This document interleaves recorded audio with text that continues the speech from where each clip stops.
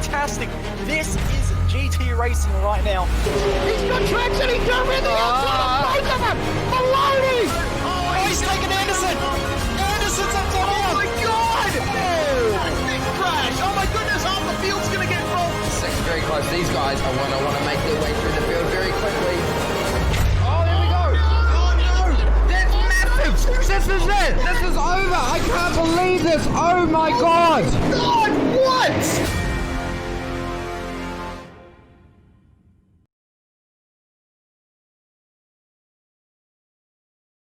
Welcome one, welcome all to a SimSpeed TV presentation here on YouTube, Facebook and Twitch, all live, broadcasting worldwide. You're watching the ASC series by Oceanic Dirt Sim Events. It's Australia's premier online sprint car series. We are well and truly into the second half of the season, round 6 at Lanier National Speedway. Been looking forward to this one all season. Lanier, a lovely short track with some pretty heavy banking, and in these 410 sprint cars, it's sure to bring some excitement. My name is Reese Gardner.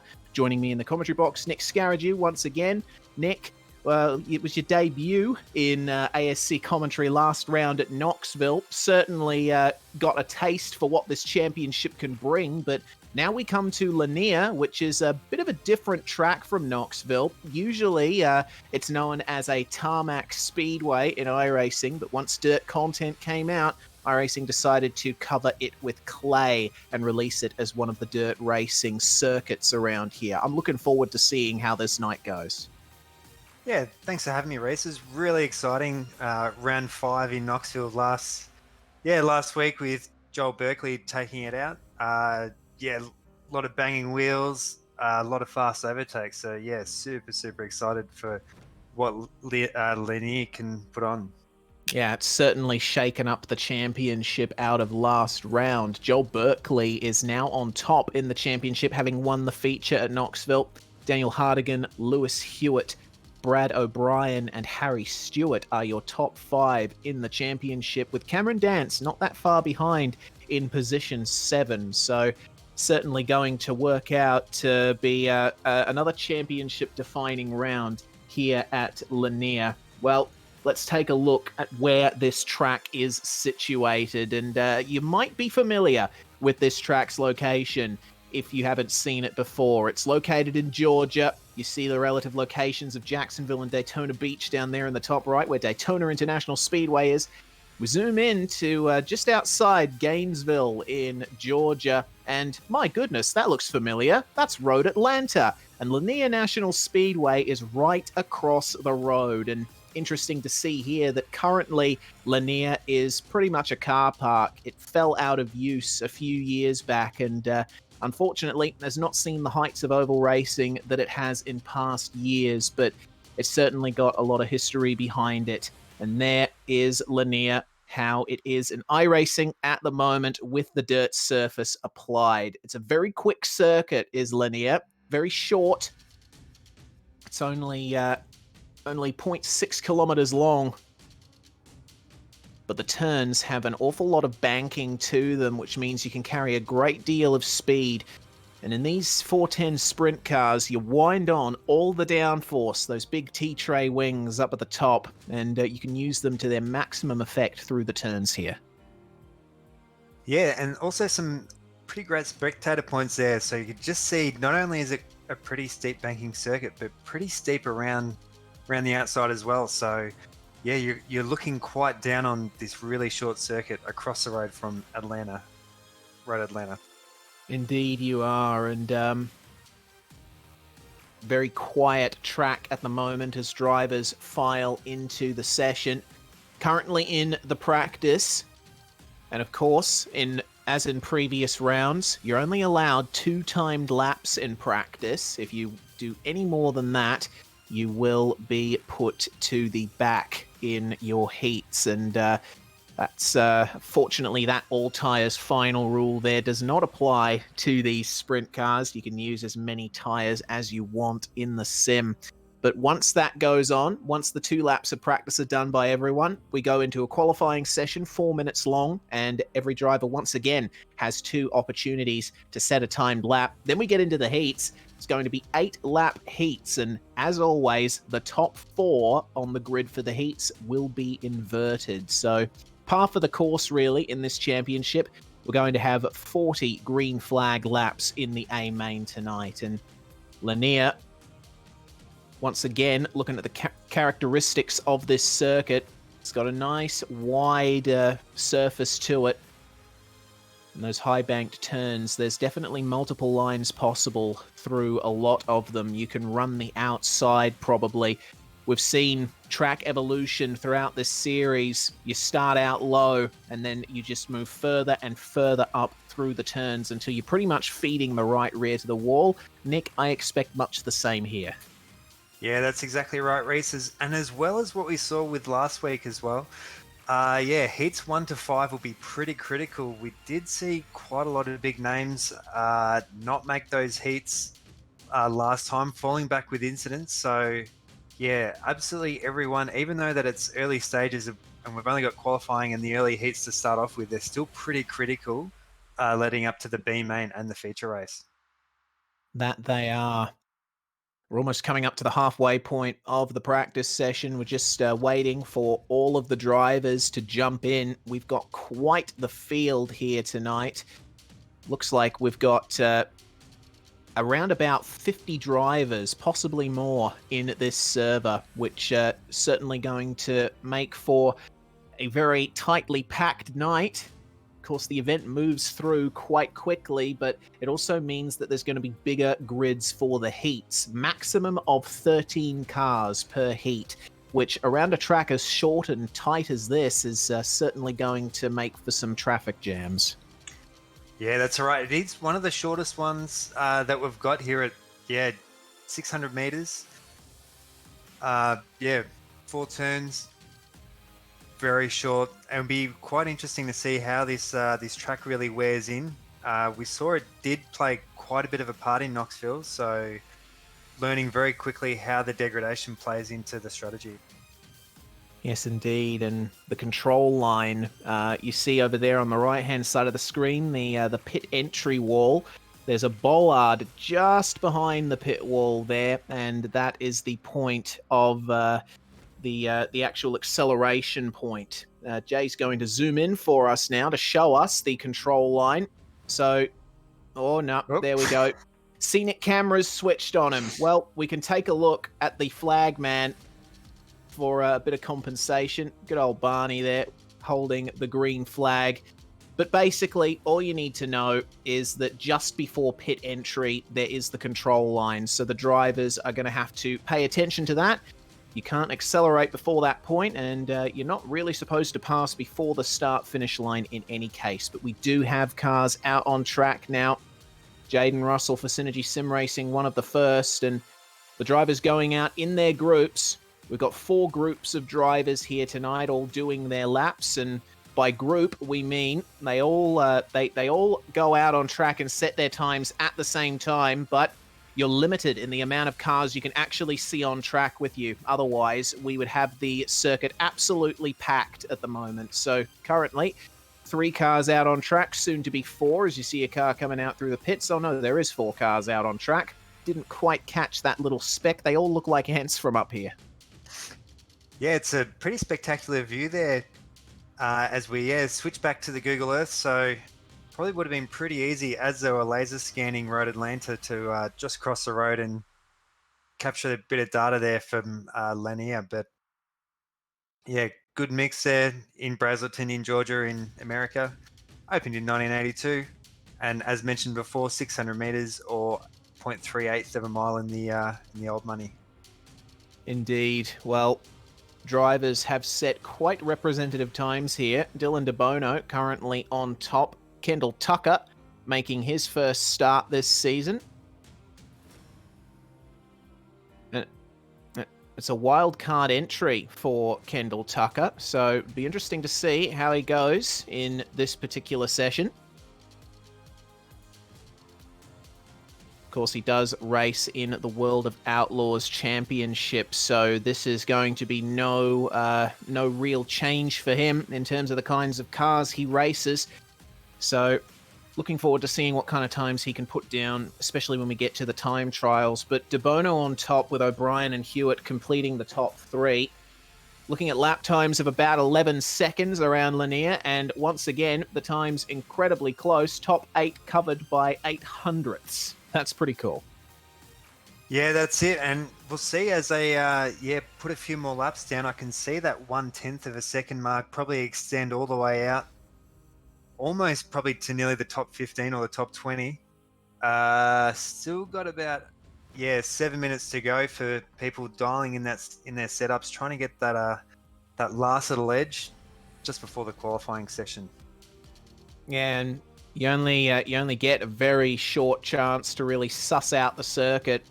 Brenton Hobson there, of course, supplying $10 in cold hard cash to 6th place finishers in the feature this season. Lewis Clark showing us an onboard view of what it's like to go around Lanier. These cars have 900 horsepower going through their rear wheels, and you are dancing on the throttle all the way through the turn here. There's an awful lot of grip to play with, especially as you see Lewis Clark running the cushion there up on the top and running the mid to high line on those particular laps. So that's one way you can get around Lanier Speedway. And he has pulled into the pits because he is done for practice. He's run his maximum of 2 laps. And now the checkered flag is out and we can go promptly into the 4-minute qualifying session. So can Dylan DeBono back up his practice pace with a provisional pole position in the qualifying session? We'll find out right now. Qualifying is now go, and the drivers will be fully making their way out onto the circuit now. Yeah, and as you'd see, Reese, as well, 4 minutes doesn't sound like a lot of time, but with these 11-second laps, they've only got 2 laps to put in. So yeah, it'll be a blink and you'd pretty much miss it. So hoping to see a few good qualifying times out there. Yes, indeed. Hayden Vickers coming around here to set his first time of the night. Very smooth line there following the groove. An 11.75. That's not quite close to where Dylan DeBono was able to get. Also seeing Nash Granger out on circuit 2 as Bob King goes to the top. Lewis Clark goes to 2nd. Vickers runs good enough for 10th place so far, but we have yet to see all the drivers finish their laps. It's less than a third of the field or thereabouts that have done their times here at the moment. Brad O'Brien is going to be one to watch. Finished on the podium at Knoxville and took the win at Limaland the round before. Sorry, just filing through the mental banks. So Brad O'Brien has a lot to live up to here in the number 77 and puts himself pole position so far. excellent time. That's the first time below an 11.5 that we've seen in this session so far, aside from Bob King. And the number 9 here of Joel Berkeley, feature winner last round. Also feature winner at round 3 too. Goes straight to the top on an 11.377. Excellent time from Joel Berkeley. I think that's going to be difficult to beat depending on how the track evolves. Yeah, Jay, just seeing some of these drivers, it's quite tricky trying to get out of the pits and getting those 2 laps in. As we've seen in the practice, as they're finding their grooves, consistently getting some laps. As we just see Joel Berkeley's uh, aborting that one. Just looking at Cameron Dance, so you've got to pull out of the pits and get your 2 laps done pretty quickly. So it's quite a tricky situation. As we've seen Cameron, we can see what he's going to come across the line with. Oh, that's a quick time there. 11.484. That puts him into 4th place. That's going to be good for him. That will give him a 4th place start in Heat 4, I believe. And 7th place in the championship certainly looks to be consolidated for Cameron there. Brenton Hobson, meanwhile, setting his 2nd lap. He's put himself 35th with that first initial time.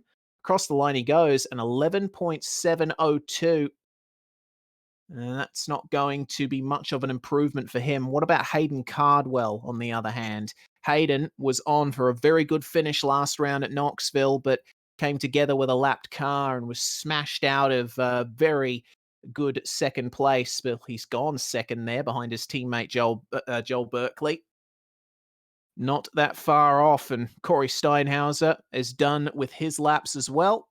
And as we enter the final 40 seconds of the session, it looks like all the drivers have set their times. So your fastest driver in the time trials is Joel Berkeley, with Hayden Cardwell, Lewis Hewitt, Brad O'Brien, and Cameron Dance, the top 5 fastest drivers. Bob King and Lewis Clark behind them. Kendall Tucker with the wildcard performance. He's actually gotten off to a great start there, qualifying in 8th. That's going to give him, I believe, a 3rd place start in Heat 4, but I could be completely wrong about that. I still have to work out the foibles of how they organize grids for the heats. But as we go down through the field, you can see just how close the times are. And Dylan DeBono only managing 16th out of that one, with Richie McLeod, our round 1 winner, in lucky 13th. That's certainly going to be interesting for him. But we are through now into the first heat of the night, and it is 13 cars lining up for this one. It is Richie McLeod and Clayton Tilley, your front row, with Cameron Dance and Joel Berkeley behind them. See, I was wrong. Daniel Gow, Damian Rasmussen on row 3, with Devin Butts and Josh Barry on the 4th row. Ashton Manif and Joe Daly round out the top 10. Our final 3 cars here are Hayden Vickers, Scott Griffiths, and Zach Howell for Buffalo Company Racing.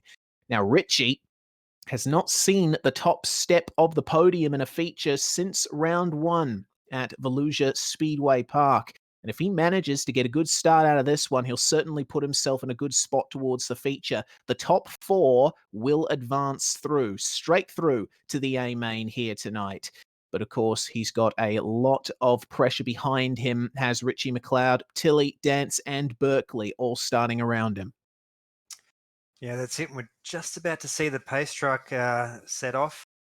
Yeah, you can see on such a tight track here, all the cars bunched so close together, so it's going to be a pretty spectacular start. That it is. And these, I think, are some of the biggest heat grid sizes we've seen all season. And around a short track like this, it's certainly going to be slim pickings for space out there on the circuit. 2 formation laps behind the iRacing pace truck. We're just coming up to the end of the first one now, and they really go by quickly here. I know that Limaland, certainly an incredibly short track where heats seem to go by super quick, but here at Lanier, it's not that much longer. So the field is now forming up.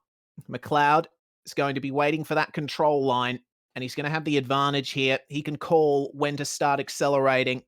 Tilley and everyone behind him is going to have to judge their start off McLeod. Coming up to the start now, the green flag flies and we are away. That's a great start from McLeod. He clears Tilly before turn one with Cameron Dance going down to the inside, and that's a very slow run from Dance down there. It looks like the lower line is not where the pace is. Tilly, though, under big pressure now from championship leader Joel Berkeley, who was riding the cushion magnificently to try and get around the outside. Tilly has to go defensive here, but Berkeley with the pace up top. Yeah, I'm just looking slightly further back in the field as well. With No. There goes Joel Berkeley. He was backed into Cameron Dance and then was flipped over. So Joel Berkeley, it looks like, is not going to make it out of this heat. He's going to have to go through into the consolations. So that means that Clayton Tilley remains in second, but Cameron Dance up in third. And the fourth and final transfer spot is occupied by Damian Rasmussen. Yeah, that's exactly right. We've had a few bumps there as well as slightly down the line as well. We did have Rasmussen collect together, but he hasn't come off at the moment. So he's still managing to hold onto that consolation of fourth. No. Oh, Josh Barry had a red hot go at him there, but ultimately came off second best. There was another car involved in that as well. Scott Griffiths stuck in the wall. This heat is starting to come to a very quick end because we're about to get white flag for our leader, Richie McLeod, still under immense pressure from Clayton Tilley. Damian Rasmussen under that intense pressure now from Daniel Gow, but across the line goes Richie McLeod to take victory. Will it be Rasmussen? It will be, only just across the line.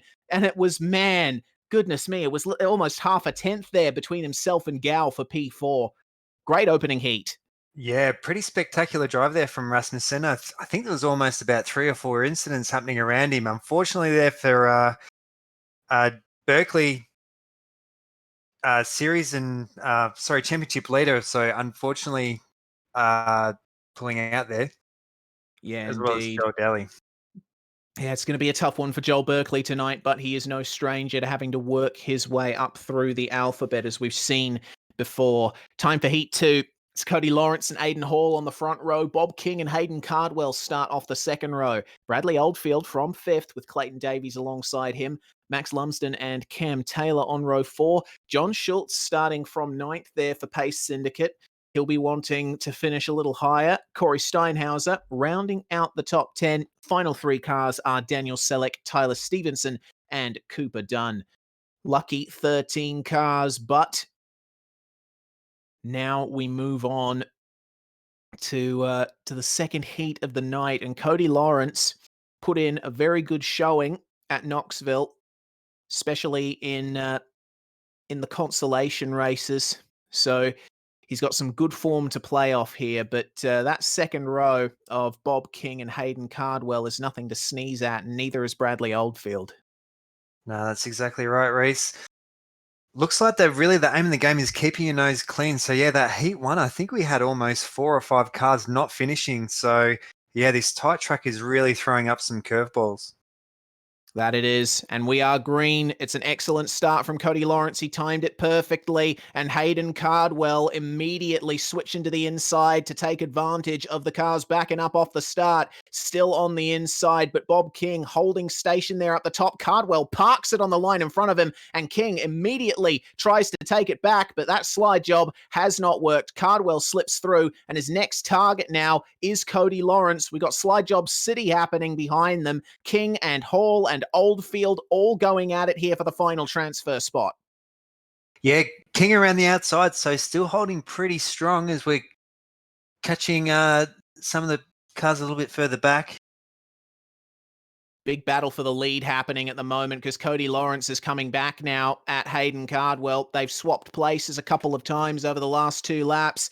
Cardwell really putting the pressure on Cody here, getting all the way up into the wall and slinging himself down the inside. Is Lawrence wise to it? Oh, just about, but Hayden Cardwell managing to maintain the momentum and take the heat lead. Meanwhile, Bradley Oldfield moves up into the 4th and final transfer spot. He's still fighting very hard with Aidan Hall here.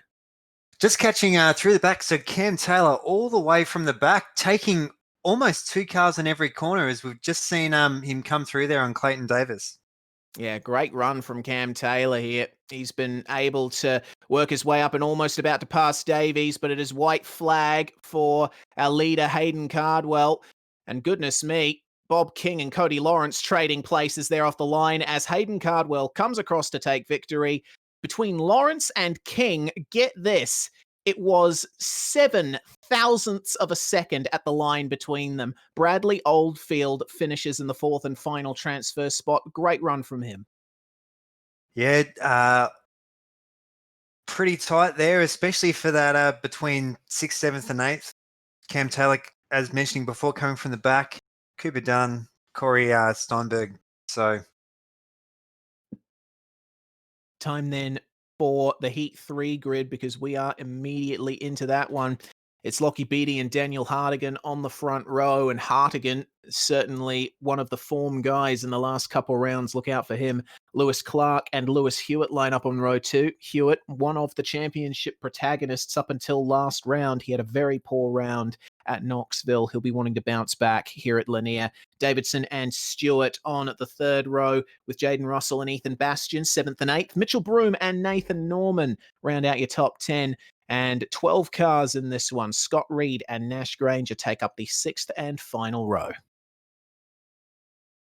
yeah, so probably one to look out for on the front row. Daniel Hartigan, second in the championship, has not had a round win, so potentially this could be his night race. Yeah, potentially could indeed. We'll be looking at Daniel, seeing how he makes his way up through the heats here tonight. Once again, as you said, Nick, it's all about keeping your nose clean. We've seen how it can go very wrong here at Lanier for drivers who push a little bit too hard. But Lockie Beattie is going to be the one with the advantage here on pole position as the pace truck up ahead of the field pulls in.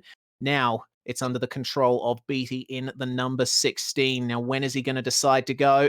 They pass the control line and the green flag flies. Good start from Beattie, but Daniel Hartigan immediately to the inside to try and take that race lead. Is he successful? Just about. They're side by side once again, and Callum Davidson working the inside to try and take the race lead himself, making contact with Daniel Hartigan, but they both managed to just get away with it. And now Lewis Clark is right up in on this. These guys were slowing each other up, and Clark smells blood, as does Harry Stewart. Oh, they come together. Lewis Clark spun there as Lewis Hewitt made contact with him. Yeah, absolutely close racing there. I think there's just over a second separating the top 10 as we've seen a few people run 2 and 3 wide. We're just looking at Harry Stewart. Oh, Callum Davidson is on an absolute mission here at the moment. He's there in third place, really fighting hard with Hartigan and Stewart, who has taken the race lead, but it is definitely on for second, and it's on for fourth as well. Mitchell Broom currently occupies the transfer spot, but he's getting chased down. Oh no, Mitchell Broom's had a bit of a spin. Now fourth place is a fight between Ethan Bastian and Lockie Beattie. yeah, pretty unfortunate for Mitchell Broom, starting from near the back of the grid, so made up a lot of positions, but yeah, he's going to be absolutely kicking himself. Ethan Bastian there missing his front wing and having a couple of technical issues along the way as well. Looks like he's managed to get the pace advantage as Lockie Beattie has a half spin and loses momentum. But now, Hartigan, Davidson and Stewart, your top 3 all together here on the final lap. Who is it going to be? It's Hartigan on the outside, Davidson on the inside. Hartigan has the momentum and just takes it by barely any time at all. 0.067 of a second. Stewart comes home 5/10 behind. And Ethan Bastian, 2 seconds behind, takes up the final transfer spot. It's a big shame for the likes of Lockie Beattie and Lewis Hewitt, though. They would have been hoping for a better finish from that one, as would Mitchell Broom. Yeah, pretty spread out across that top, well, almost that top 5 as well. Ethan Bastian having a pretty quiet drive there, making that transfer spot. So very good drive there. And final heat of the night now, Heat 4. It's another 12-car grid for this one, and Dylan DeBono is going to start on the pole position with Jacob Dixon alongside him. Our World of Outlaws wildcard, Kendall Tucker, starts from position 3 with Brad O'Brien, double podium getter in the last 2 rounds, starting from 4th. Aaron Kelly and Braden Shute on row 3. James Rice, formerly of Synergy Sim Racing, now United Sim Sports, starts 7th alongside Carl Williams. It's Hobo88 in 9th alongside Ryan Harris, who is definitely looking for his luck to turn around, as is Aidan Lamacchia and Hayden McCandy there at the back of the grid. Now, this is going to be quite the interesting heat to close off this particular phase of the night. With Ryan Harris and Brenton Hobson starting as far down as they are, well, we know that they've got huge amounts of pace when it comes to dirt oval, and they'll be looking to fight their way up, but they've got an awful lot of drivers there who want that same honour. Yeah, that's exactly right, Reese. We'll be looking pretty hard down the back. Yeah, Hobbo has a really strong race pace. Didn't qualify too well this time around, so I'm expecting pretty big things. Alrighty. Pace truck is now in, and Dylan De Bono not quite hanging back. And it's a very interesting start there, because it looked like really raring to go was Kendall Tucker. And he's actually put himself now up into the race lead with the slide job on Dylan De Bono, and just keeps it across the line, but De Bono down to the inside and up on the slide job once again, and it's a huge fight now in the top 4, almost going 3 wide through the turn. This is fantastic racing, 3 wide across the front stretch, and Kendall Tucker is the bravest of them, slipping down there on the inside as the cars make contact behind. That's a problem for Brad O'Brien. He's managed to get himself stuck in the wall, and now he's all the way at the back of the grid, but now it's a huge pack at the front. Kendall Tucker and James Rice, your top 2, with Jacob Dixon now fighting for that 2nd place and trying to take it. Yeah, that front bunch all the way down to 7 positions. So, yeah, everyone trying to pick a inside or outside line. So, trying to really push for track position at the moment. Kendall Tucker is running the best line at the moment. He's finding grit where not many other people are. And, oh my goodness, that's a huge smash. Back further, Aaron Kelly and Brenton Hobson coming together. So that's set them back a fair margin. But for the lead, Jacob Dixon round the outside. He is using that momentum magnificently. James Rice, it seems, very comfortable on the inside. He just needs to find a way to get that momentum up. And it's going to be white flag now for Jacob Dixon. And James Rice is going to have to make one heck of a lunge here if he wants this race victory. Final turn then, and in goes Kendall Tucker as well, but it's not going to be enough. Kendall Tucker spins across the line as Jacob Dixon takes victory, James Rice in 2nd, and it was ultimately Braden Shute from 6th place who takes that final transfer spot. Our pole sitter Dylan De Bono falling all the way back to 5th, so he's going to have to make his way through the consolations, as is Hobson, Harris, Kelly, Williams, McCandy, O'Brien, and Lamacchia. Yeah, pretty unfortunate there for Dylan De Bono. We'll just, Brad O'Brien and Adrian not making, not finishing the race. Yeah, pretty unfortunate there for Dylan De Bono. Thought he might have had that not having to do the consolation, but yeah, that's not the case. Well, speaking of the consolations, we're now into the first of them, the C main, and it's John Schultz and Lewis Hewitt who are starting off the front row. Carl Williams and Josh Barry on row 2. Stevenson and Russell on row 3, McCandy and Griffiths behind them, Dunn and Clark rounding out the top 10. It's a 17-car field for this one. O'Brien and Berkeley starting from the 6th row. They will be drivers to really watch out for in this one, with Steinhauser and Broom 13th and 14th, Lamacchia, Daly and Selleck rounding out the field. Now only the top 4 from this one will transfer through into the B main. Every driver you see finishing outside the top 4 in this race will not make an appearance for the rest of the night. So drivers like Hewitt, Berkeley and O'Brien will be really wanting to get up into those top 4 positions. Yeah, just seeing a few people down a little bit further. So yeah, Lamacchia unfortunately not finishing that last heat round. So hopefully he can shake it off, get his focus back and get it done. And off they go behind the pace truck. John Schultz with the inside front row start. And with this wide shot, you definitely get a sense, once again, for how the track evolves. You see the remnants of slide jobs. You see how the compacted dirt really goes further up the circuit the further on you get into the turns. that is a sign of cars pounding their way across it to try and stick a position from their rivals. But you can see down the straights, the inside is going to have a slight advantage because right there up the top, it is super slick. You're going to get no grip whatsoever out of those tires. So the drivers are going to have to be dealing with this. John Schultz is going to lead them away here. The C main is on, and it is a fantastic start from John, and slipping through into second place, Josh Barry, again, flinging it into turn one, but fortunately making contact with nobody. And they all fan out behind them. Lewis Hewitt going to waste no time staking his claim for the lead here, and he's done it. And oh my goodness, Carl Williams into the wall, and that's created a massive pile up. Brad O'Brien involved, Tyler Stevenson and Carl Williams, as well as Mitchell Broom. So that's very unfortunate for many drivers in this field. They're not going to get much of a chance now to get themselves further up the field. So it's Hewitt and Schultz, your top two. For third, Joel Berkeley. And Scott Griffiths is the one fighting off the enemies at the gate because he's got 3 cars all vying for that transfer spot. Yeah, that's exactly right, Reese. So yeah, Carl Williams was taking that really shallow line, and it did look like that speed difference from one of the other cars did collect him from behind. So yeah, unfortunately that risky maneuver not paying off, unfortunately. We're right on board with Lewis Clark, having some fantastic displays of driving going on here, but Clark falling back ever so slightly from his rivals there in that 5th spot. Scott Griffiths just up in front of them. It's going to be a 12-lapper, this one, and oh, that's a problem for Scott Griffiths, and now Lewis Clark takes the transfer spot. So Griffiths is going to be ruining that mistake, but he'll want to try and get back up to the back of him. Joe Daly, meanwhile, he's shown a great turn of pace in the last couple of laps. He is on the back of Lewis Clark now himself, and for second, Joel Berkeley now passing John Schultz on the inside.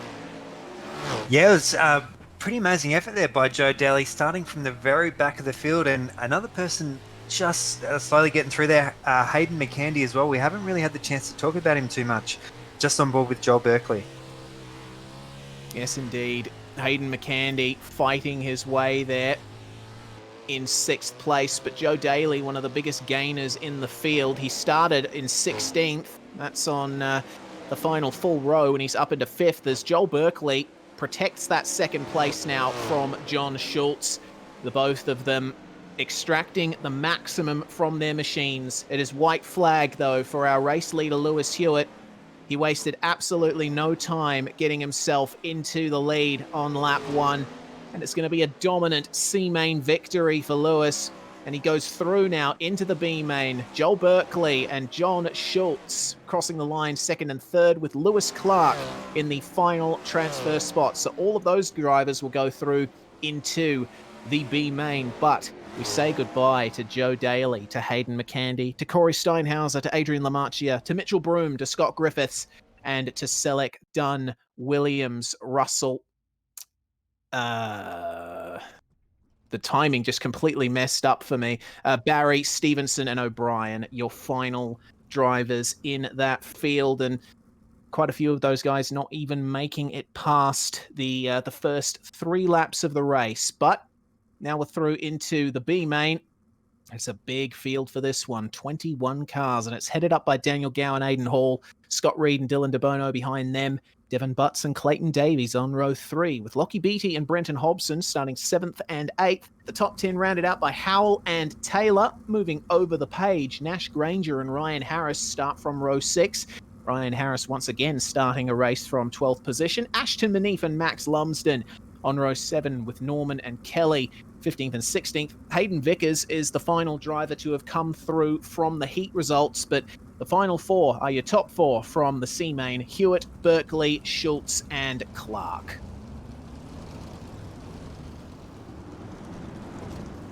So for this one, it's going to be 8 cars transferring through to the feature. So we'll have to keep an eye there on Brenton Hobson off the start, because he assumes that 8th position. Yeah, also one to watch as well. So championship leader Joel Berkeley sitting right down the back there. So we've already seen in the C main just before. Yeah, you can make up quite a lot of positions on this super short track. So yeah, we'll be watching that number 9 car really shoot through the field. What we got to be careful of as well is lapped traffic. Further on into this race, it's 14 laps, and we saw a bit of lap traffic in the C main, but here in the B main, it's going to come up a lot faster. In goes the pace truck. Daniel Gow is going to lead them away here, and it's a nice clean start from him up the front. Coming through into second place, Aiden Hall trying his best against Scott Reed in quite the colourful machine there in the number 27. Reed fighting off Devin Butts there for that 4th place. Yeah, just seeing everyone taking their line. So I think we were almost 3 or 4 wide in that last corner as we're just catching a bit of Scott Reed there, keeping it nice and tight. Indeed he is, and Aiden Hall running all the way up to the top. You see that there's barely any dirt, fresh dirt up there up the top. It's just a tyres width and nothing more. He's doing very well to keep the momentum up because he's got drivers down low really fighting hard. Butts and Reed, as I get the inputs right, fighting 3 wide across the front stretch, and Lewis Hewitt, who started down near the back, winner of the C main, he has got an awful lot of work to do because look at how many cars he has to pass. Yeah, and just looking at the front there is Daniel Gow. What a gap already, about a 1.5 seconds there to Aiden Hall. So great idea, trying to keep his nose clean and get a good break on the rest of the field. Yeah, he's doing everything right at the moment, is Daniel. Devin Watson. Oh, something's happened up there. That is a huge crash, and it looks like that is Lockie Beattie and Devin Butts who have come together. So Devin running very well there towards the top 4, now well out of contention for moving through into the feature, and Lewis Hewitt now assuming the transfer spot, but he's fighting very hard there against Dylan DeBono and also the likes of Nathan Norman in the number 96. Yeah, and just seeing that final transfer spot. So Hobbo's come fighting for 3rd at the moment. Just slipped into 3rd. So he could be up as soon as 2nd. So Hobbo on an absolute blinder at the moment, just as he's taken 2nd. And fighting for the transfer spot is Joel Berkeley and Lewis Hewitt. This is going to be interesting between the two of them if nothing happens in front, because it's going to be either of them getting into the feature, but one of them may have to walk away. Joel Berkeley advances 1 position further forward, and now DeBono is in trouble from Lewis Hewitt. A little bit of contact between the two of them across the line, and Hewitt elbows but DeBono out of the way and protects that transfer spot. So that looks like it's worked itself out for those guys, and Berkeley continuing his charge forward as we are almost onto the final lap. Devin Butts providing some traffic entertainment for the front-running drivers here. Aiden Hall doing very well once again in 3rd place, as it is white flag for our race leader, Daniel Gow. Brenton Hobson has put on a magnificent charge in these final laps to try and take that win. Is it going to be enough? No, only just at the line. It's Daniel Gow who takes victory in the B main. Hobbo in 2nd, Aiden Hall in 3rd. Joel Berkeley from 19th all the way up to 4th. Scott Reed, Lewis Hewitt, Nathan Norman, and Zach Howell are your top 8. And they will all transfer through into the feature, but saying goodbye to DeBono, to Davies, to Lewis Clark, Aaron Kelly, Cam Taylor, Nash Granger, and Ashton Manif, Butts, Beattie, Vickers, Lumsden, Harris, and Williams as well, not making it through. Now it's time for our best mate in the world, the spinning wheel. This is going to decide what the inversion for the feature is. And my goodness, Jay, is that 15th or 16th place? Jay thinks it is 15th. We'll err on the side of caution. So the top 15 will be inverted for the feature tonight. And oh boy, I remember last time we had an invert this big was at Williams Grove, actually, and it certainly spiced things up. And thanks for zooming in, Jay. We can see by just 1 pixel, it is 15th place on the spinning wheel.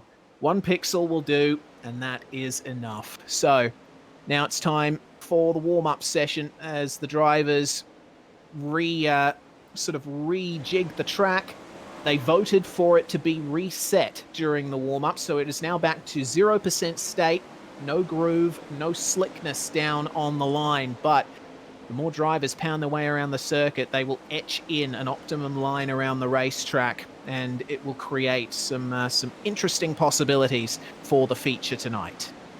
Yeah, you can see with so many cars, even just in practice, absolute mayhem out there at the moment. So it'll be pretty tricky trying to work out, trying to navigate through that lap traffic. I was just going to say as well, in that B main race, Brendan Hobson, if it was an extra lap, he actually would have almost passed for the win. So yeah, pulled nearly a 2-second gap. Yeah, excellent job from Hobbo, and definitely looking forward to seeing what he can do from that 18th place start in the feature. Looking at the provisional grid, it's going to be Ethan Bastian who starts on pole position. He was originally set to start 15th. That means that our Heat 1 winner, Richie McLeod, who would have started on pole for the feature, now all the way down in 15th. And we'll go through the procedure proper when the drivers go through into the race session. It's going to be 42 laps on the ticker, but the aim is for 40 green flag laps here in the AIM main. If you're new to ASC, if you're new to dirt racing on SimSpeed, we use a manual lap counter in the session so that race control can adequately determine who's at fault in incidents and apply penalties. So I think there's going to be a bit of a headache for race control to deal with a track as tightly packed as this one. You're really seeing the slick line form from the drivers pounding their way across the circuit. And in the warm-up session at the moment, Cardwell on the top, Hewitt and Oldfield, your top three. So Cardwell is going to be looking quite good pace-wise for the feature, but he's going to be starting in 14th, which is definitely not optimal. Yeah, and we're just seeing Daniel Gal as well. He always seems to be really strong in the qualifying and quite strong at the moment in practice here. Was losing a little bit of pace in I think he was in either the C or the B main. So yeah, definitely one to watch. Yeah, for sure he is. Also as well, yeah, Cameron Dan's pretty strong qualifier. So we just saw his name pop up before.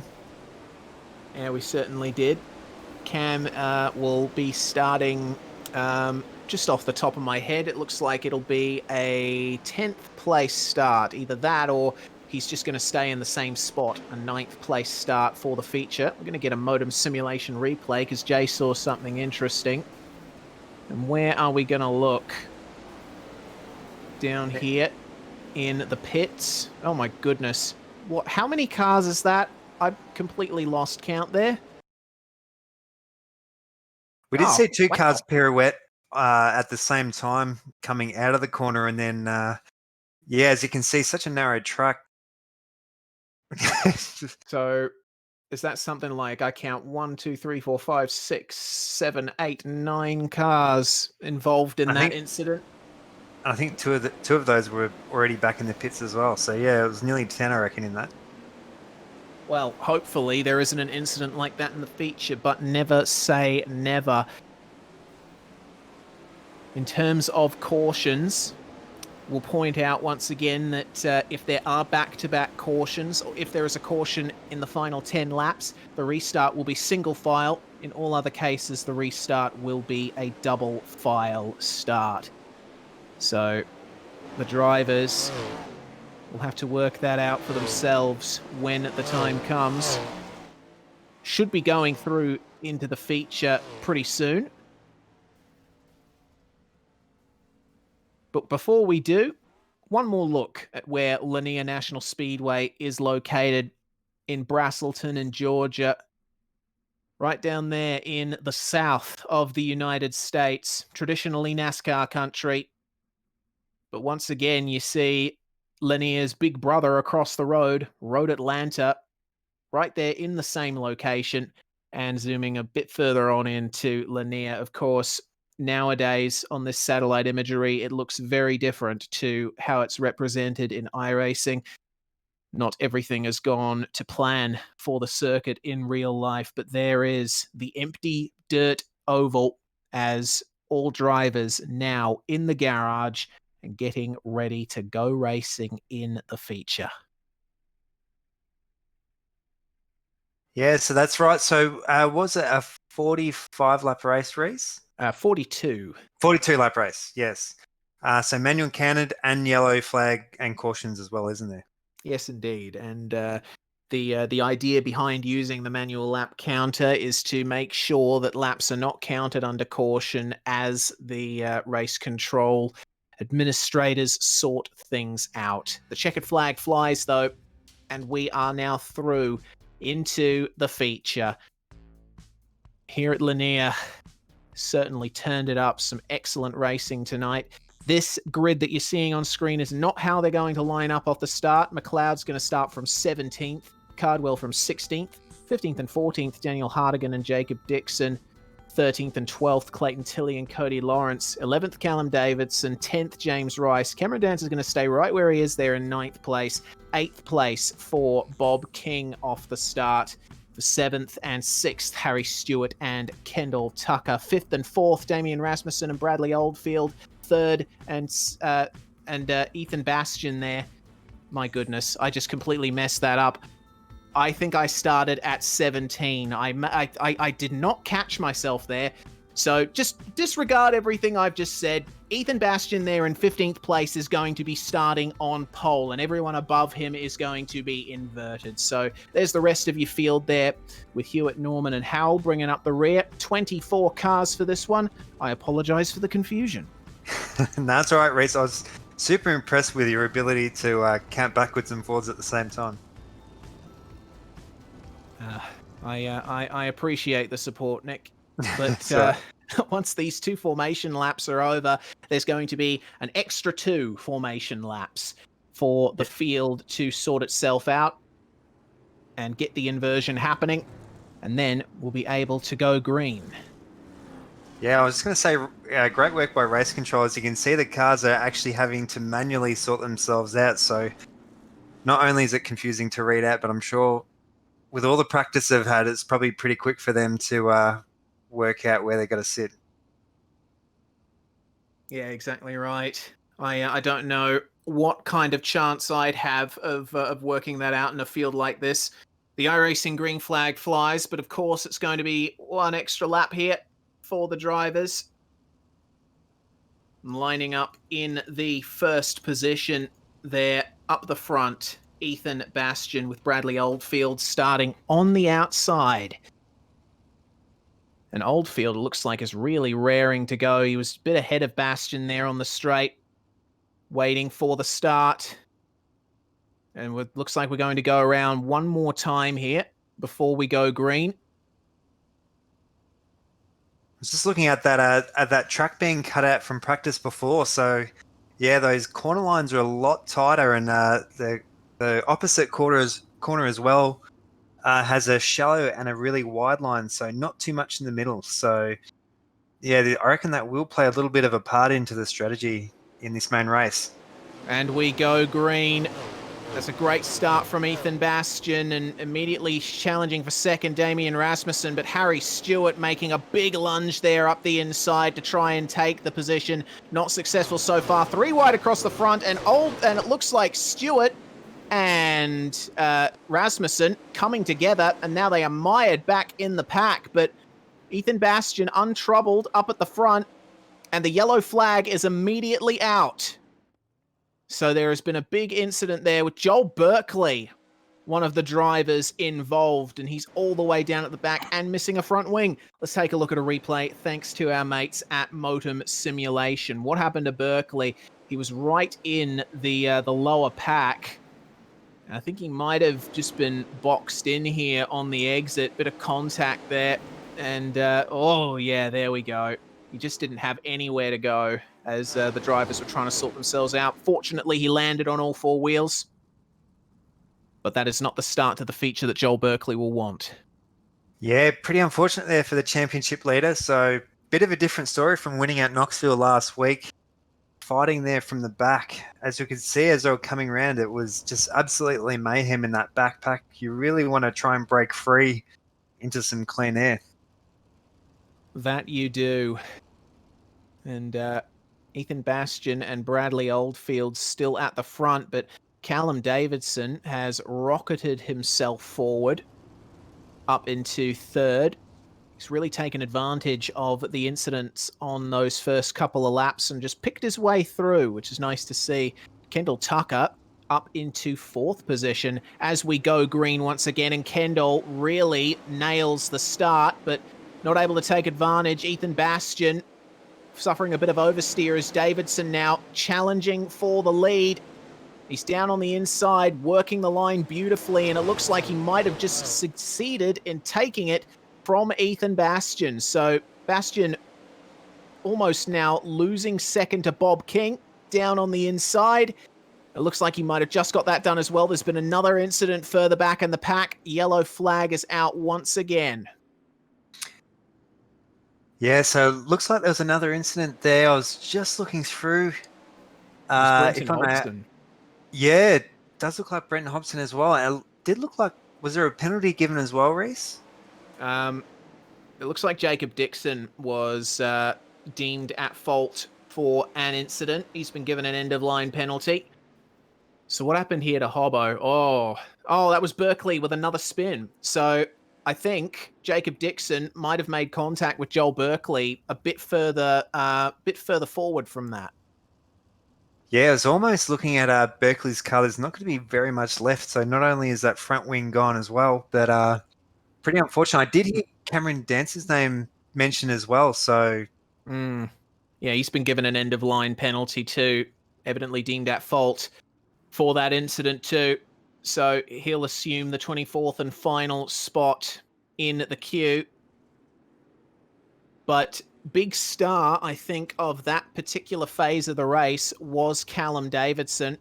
Came out of nowhere to challenge Ethan Bastian for the lead, and Bob King as well, another one of the stars here, working himself up into second as we go green once again. And it's a slightly better start from King than Davidson, but Davidson with the inside line. He's going to protect that for all he's worth. King, though, up on the outside, using the downforce to his advantage, keeping the momentum up. And it looks like he's just managed to get far enough ahead of Davidson that he could potentially cover him off at the next couple of corners. Clayton Tilley, meanwhile, battling with Ethan Bastian for third place. And it looks like Bob King has managed to just clear Callum Davidson. Now Clayton Tilley up into third and challenging Davidson for that second spot. yeah, it does look like that outside run is slightly better. We did see Callum Davidson have a few rough exits, taking that really shallow line. So whether or not that's really paying off for him at the moment. Yeah, you can see there's little slivers of fresh clay down there on the bottom, but evidently it's not helping him too much. But now Clayton Tilley, great run of pace in these last few laps, takes the lead from Bob King, but only for a moment because King switches back and gets him right back once again. So these guys are going to start trading places for a couple of laps. Tilley trying to find the fresh clay up top and actually using it to great advantage, great momentum. He has secured the race lead. Yeah, and also putting in about half a second now into Kendall Tucker. So this lead group just putting a bit of a gap in. Yeah, that top four only separated by about a second at the moment. In terms of Joel Berkeley, he's fighting down for the last position in the top 20 with Aiden Hall. And you see the amount of damage that our championship leader has on his car. Absolutely no bodywork at all on the front. So he is in a very rough spot at the moment as Joel. Ethan Bastian, meanwhile, falling back to 7th as Bradley Oldfield now trying to claw some of those positions back, but really facing pressure from the 22 of Daniel Gow.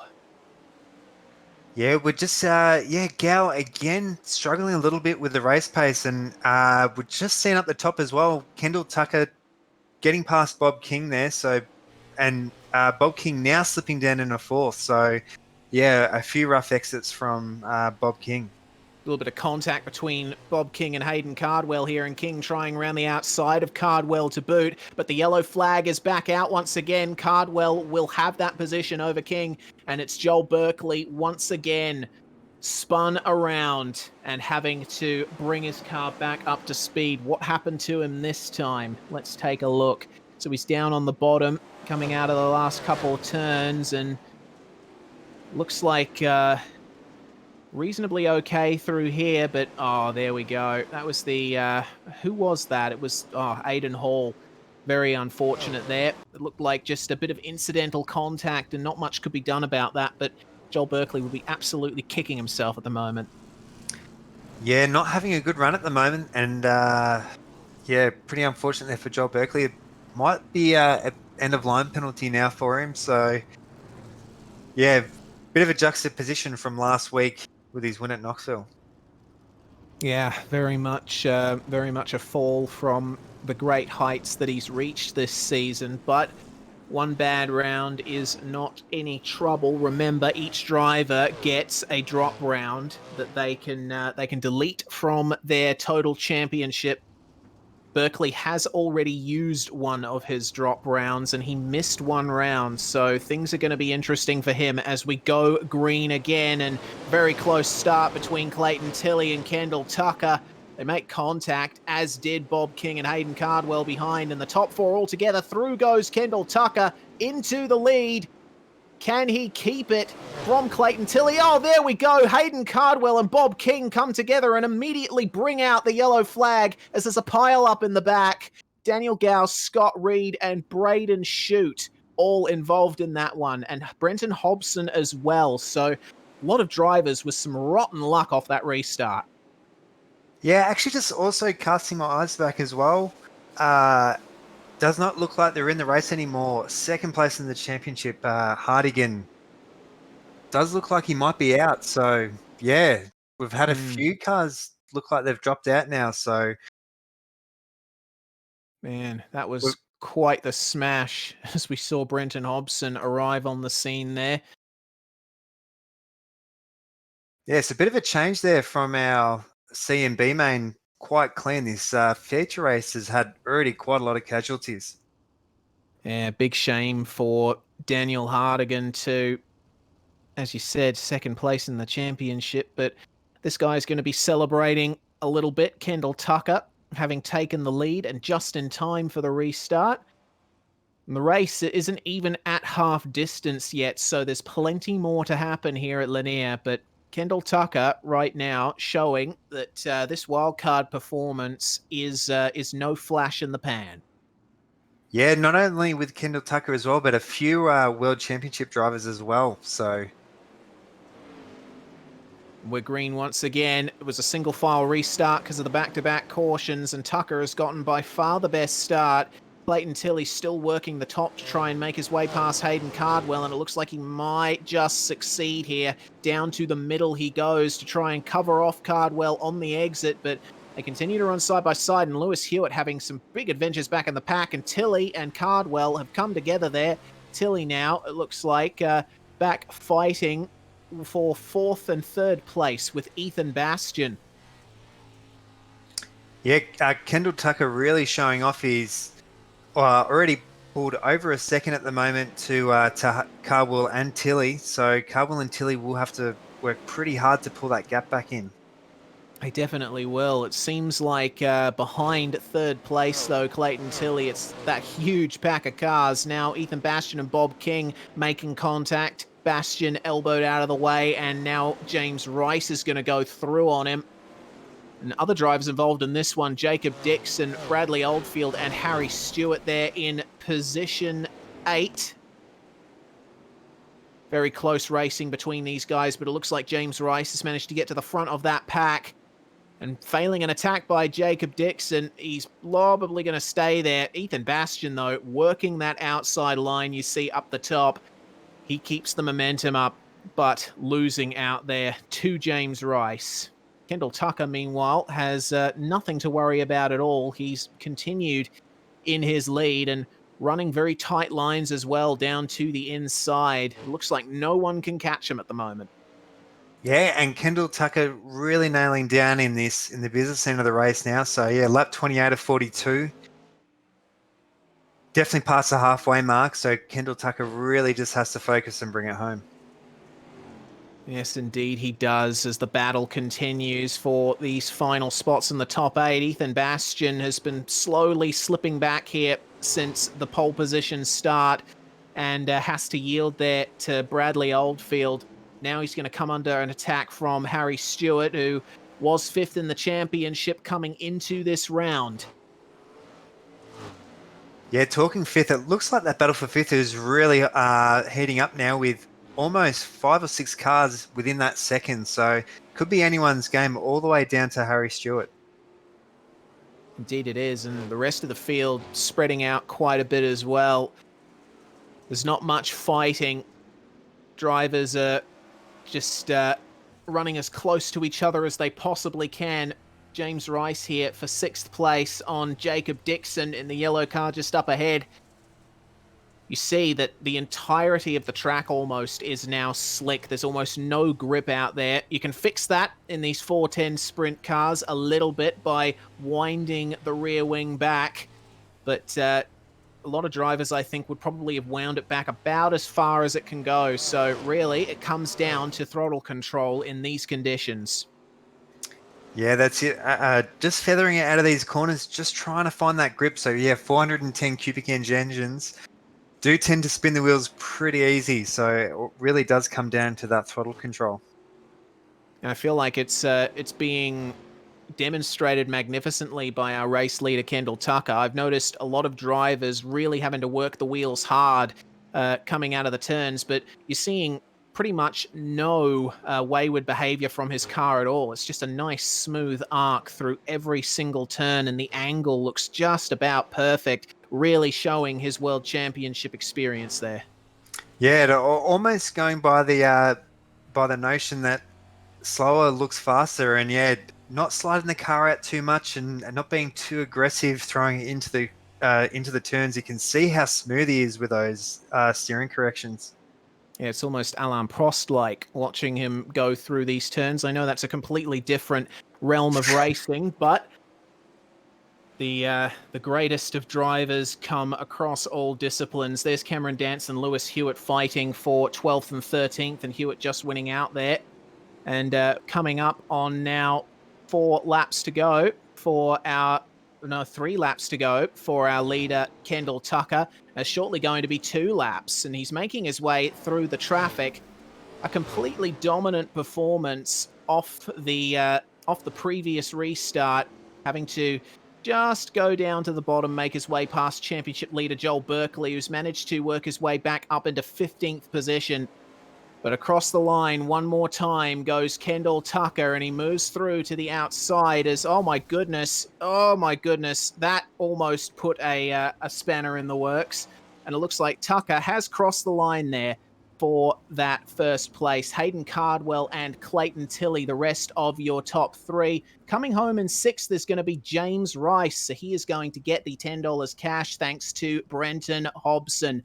But wow, what a finish there between those guys. That was fantastic.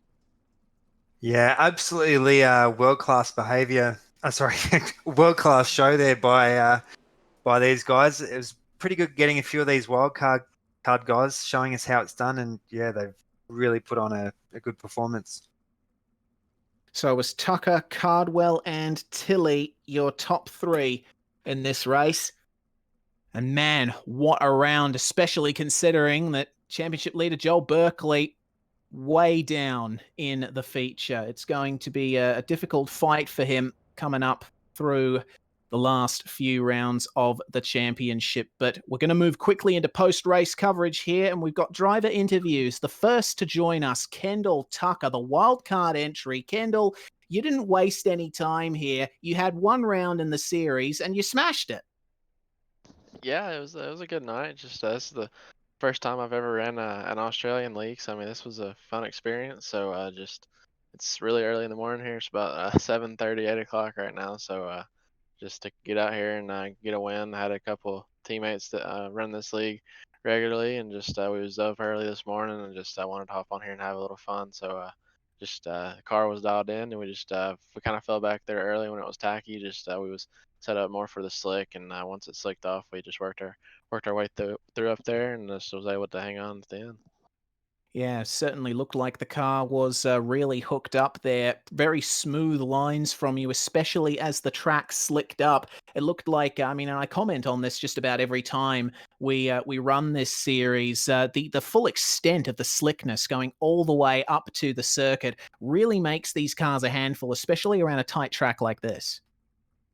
Yeah, just this track, honestly, in my opinion, it races a whole lot better once it finally gets blown off. You can race all over the slick. Honestly, I was entering in on the bottom and entering in on the middle. You could really run any line you wanted to. I mean, I think you could run the top too. So I never really ventured up there. The car it felt best down in the bottom and the middle. So that's where we kept it once it finally slicked off and we got up front. Just worked our way through lap traffic right there, and just was trying to be patient, and I just held on for it. Well, you are one of 4 World of Outlaws World Championship drivers to have taken part in this round tonight, and obviously most known for your experience over there. But with this kind of showing at Lanier, can we expect you back for future rounds? Yeah, I mean it's if we're up in the mornings on what's today? Thursday? Yeah, Thursday. So I mean we'll be around just running laps. It was a fun league, so I just can't thank all the guys that put it on, and just we'll hopefully see y'all next time. All right, brilliant stuff, Kendall. Before we let you go, are there any other shout outs you want to give? Any sponsors that you'd like to thank? Yeah, just I gotta thank my guys at Swindell Speed Lab and Slick Sim Sport and K1 Race Gear, Bill Helmet, South Bay Partners, HMS Motorsport, Race Electronics, and ML Performance. And like I said, thanks to all the guys that put on the league, and thanks to you guys for the broadcast. Kendall Tucker there, feature winner at Lanier. A fantastic performance from him. We're going to go through into second place finisher Hayden Cardwell. Welcome, Hayden. Goodness me, what a round for you.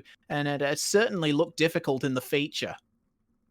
Oh yeah, for sure. To come out here, for the time it is for me and Kendall and all those guys from America that come to race this league, and starting 14th tonight and to come home 1-2 and second, it means a lot. And to finally actually finish a race in this league, I feel like it's been a pain all season to just finish a race with these guys. So. It feels like we always get a problem here, getting wrecked here, in a wreck here, but it means a lot to finally finish a race up front. Yeah, it's certainly a good turnout for you after the luck you've had in previous rounds. Can you just take us through how the traffic was there at the end? Because certainly it looked like our race winner, Kendall Tucker, wasn't having much trouble with it working his way through, but it did look quite packed. Yeah, when we got the lab traffic there, it wasn't bad at all. All those guys were holding their line, doing what they were supposed to be doing. But yeah, everybody that was going a lab down did what they were supposed to. So I really didn't have any problem there as well. All right, well, 2 rounds to go after this one, and it's looking like you're not quite near challenging for top positions in the championship. But at the moment, are you just looking out to finish the season on a high note? Yeah, we're just gonna go in here trying to finish as best we can. Go shoot for wins. Shoot for wins is what we're gonna shoot for here until the last couple weeks for sure. All right, well, before we let you go, Hayden, any shout outs or sponsors you'd like to thank? Oh yeah, I just can't thank all the boys at Slick Sport, all the Swindell Speed Lab guys for all the help that they do, and Jason Webb Racing, Vanderbilt Race Cars, Jennifer and Bobby Hans for all that they do for me, JD Laird and James Edens for staying up and spotting us tonight. I can't thank them guys enough. Cam Dance as well. He had some bad luck, but I can't thank all those guys to make it happen over there, and you guys and for the broadcasts and Brady and Bob and everybody with this league. It means a lot to come out here and race at this time. That's Hayden Cardwell, second place finisher in the feature. Final driver interview of the night. Third place, the final podium sitter, Clayton W. Tilley joins us. Welcome, Clayton. My goodness, that was a heavy fight for you starting from, what was it, like 10th place or thereabouts? Yeah, mate, just had to work our way through and got to the front at one stage, but knew there'd be a couple fast guys behind me, which obviously they reared their heads at the end there, and still managed to hold on for a podium, so stoked. Yeah, I bet you are, but looked like the track was definitely slicking up. Our race winner, Kendall Tucker, said that the track does get better to race as it slicks up. Would you agree? Definitely. Yep. For around there for sure, because it sort of gives you a line through the middle. And if you can run the wall, it's really nice too, which I tried running the middle at the end there and lost a spot to Kendall and then got pushed out the way by Cardwell and went back to the top, and we started to sort of pull away from fourth again. So there's definitely a few grooves around there. It's just a matter of if you can drive them or not. Well, with 2 rounds to go in the championship, Clayton, you were sitting 12th coming into this round 6, but definitely a good points haul. It looks like if things go your way, you might just break into the top 10 by the end of the season. Yeah, that's the plan. After last week, we had problems with the VR entering Knoxville, which is probably my best track. So it was kind of a shame to write that round off. But good to come back with a podium this round and hopefully put us back into the top 10. That'd be nice. Yeah, well, we definitely hope to talk to you again next round, Mr. Tilley. Anyone that you would like to thank before we let you go? I got to thank all the boys at Momentum. Devon, he gives us a good baseline set up to work off, and me and Brad put in a few hours today getting that nice and tidy for tonight and worked a treat. So I got to thank all them. Got to thank our sponsors too, Newland Contracting, Everything Dirt, Verdict Clothing, CT Designs, Skull Rubber Hockey Schools, and yeah, you guys for broadcasting, Brady for putting the league on, and yeah, cheers. Clayton Tilley, 3rd place in the feature at Lanier. Fantastic job. And a fantastic job from many drivers in that one. That brings proceedings to an end tonight here, Nick. My goodness, what a round, and it's resulted in another championship shake-up potentially. Yeah, that's exactly right. And we did see, I think it was both Hardigan and Berkeley not finishing too well, but yeah, a few of the world champ drivers really showing us how it's done. So very exciting stuff. Indeed it is, and we hope that you join us next week for round 7 of the championship. It is same time next week on Thursday nights here on SimSpeed TV, on YouTube, on Facebook, on Twitch. We hope to see you there and set up the conclusion to what has been a very exciting ASC series, Australia's premier online sprint car series, presented by Oceanic Dirt Sim Events and SM Sim Sport. We want to thank those guys for their support. We want to thank Motem on the replays. I'm Reese Gardner. Nick Scaraju was alongside me in the commentary box, and Jay Kennedy operating the cameras and making everything happen behind the scenes. We'll see you next week for more sprint car racing. It's bye for now, but not forever.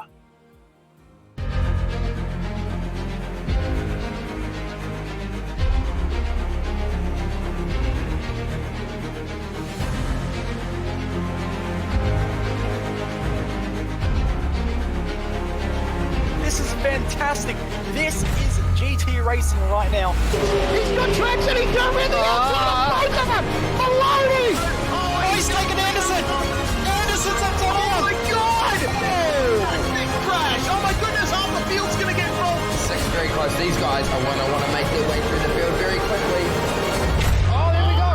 Oh no, that's massive. This is it. This is over. I can't believe this. Oh my God. God, what?